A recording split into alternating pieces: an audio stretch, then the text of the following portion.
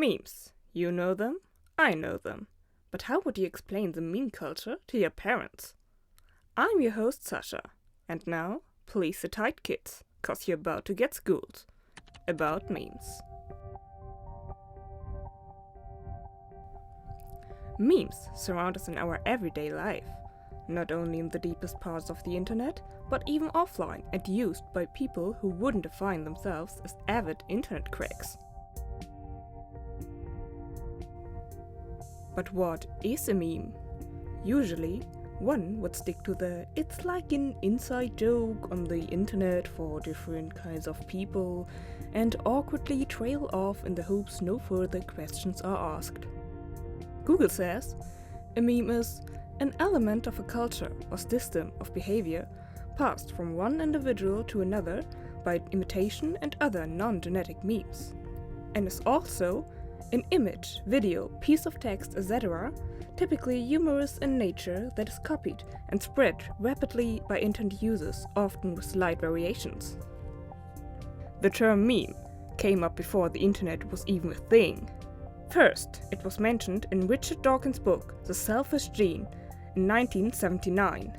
He explains that it is an entity that coexists with the DNA in the body of every living thing.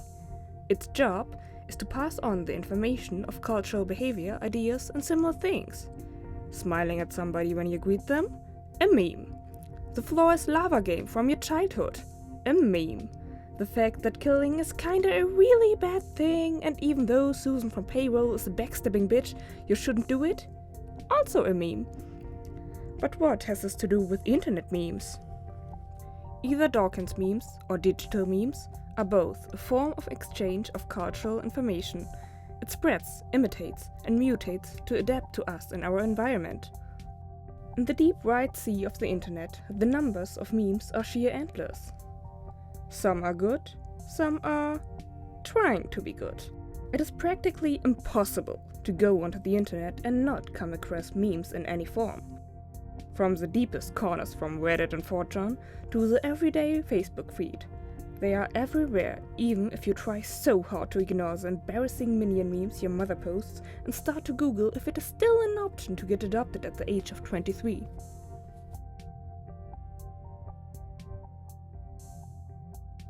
Before the regular memes we know were a thing, they were shared in other ways.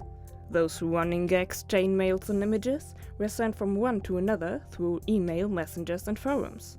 But the primary example for the early internet memes would be the demotivational posters. They were the predecessors for the widely known macro memes.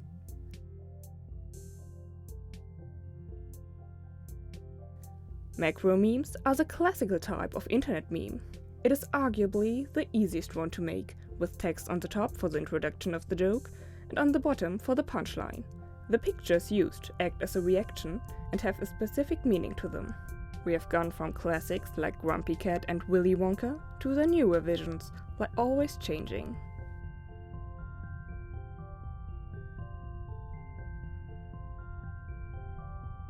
Meme generators are making the process of making a meme even accessible to the normal internet user without Photoshop skills.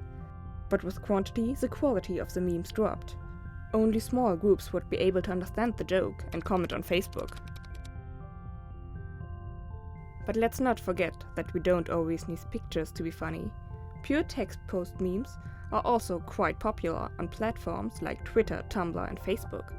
They go from short and vague text that could be from any zodiac column to long, elaborate themes that have so detailed and absurd content that, if any, only a couple of people would be able to relate.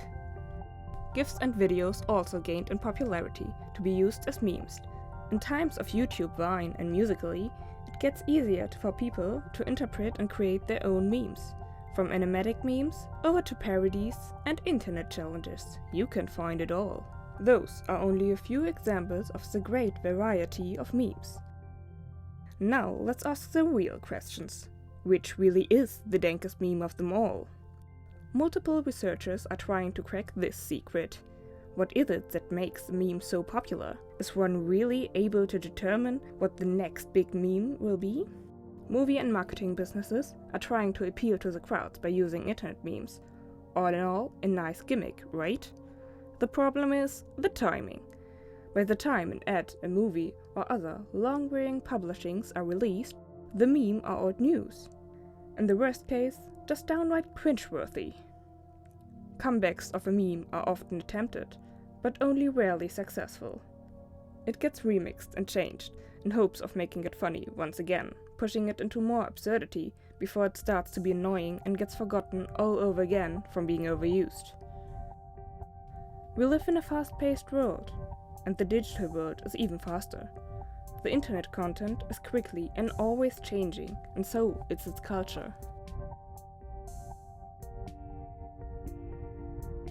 Well then, even you can now explain to your parents what a meme is. Make good choices, kids. Class dismissed.